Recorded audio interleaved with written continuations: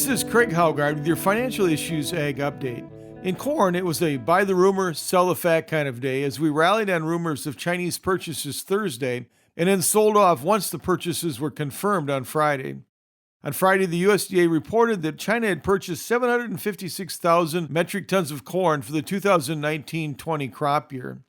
It is notable that the U.S. now has a $2 per metric ton advantage over Ukraine on corn delivered into China.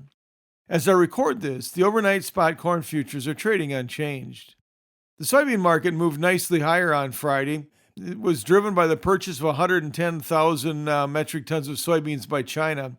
As I mentioned in Friday's update, U.S. beans out of the Pacific Northwest were laying into China at the same price as Brazilian beans. The USDA's announcement confirmed China chose the U.S. origin soybeans. Traders also believe that there's another purchase announcement coming that's going to equal that of the corn purchase.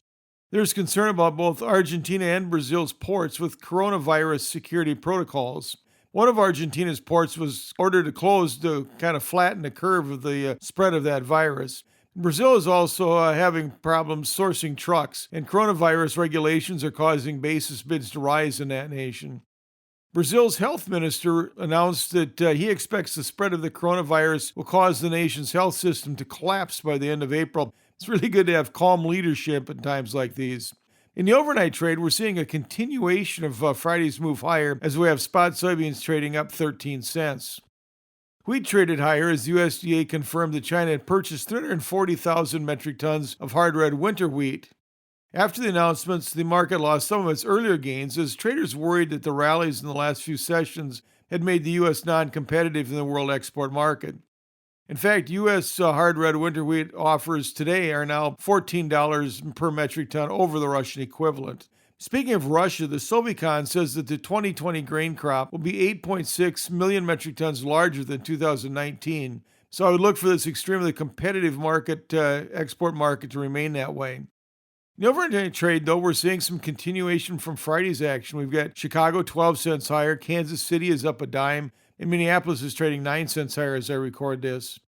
Cotton futures continue to struggle, with May futures closing down 125 points to settle at 53.68. In the overnight trade, we have spot futures down 300 points.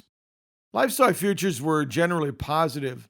The June live cattle futures were up 60 points, while the May feeder cattle futures had a really solid day, up $5.22.5.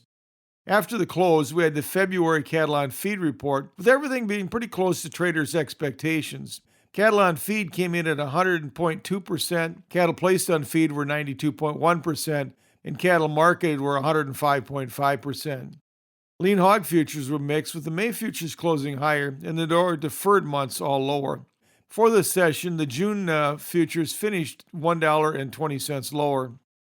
Class 3 milk futures turned in another stronger session, with the April futures closing 4 points higher, settling at $16.05. In the overnight trade, we've more than reversed that, with spot futures 11 points higher. Cash livestock markets had a less euphoric move than they have recently on Friday. But choice beef boxes still had a real good day. They're up $3.88 to close at $253.75. Well, selects were actually 89 cents lower as they closed at $240.17. Pork carcass values were down 11 cents higher. They broke through that $80 barrier and closed at $80.04 per hundredweight. This has been Craig Haugard with your Financial Issues Ag Update. We'll be right back with more financial issues after this.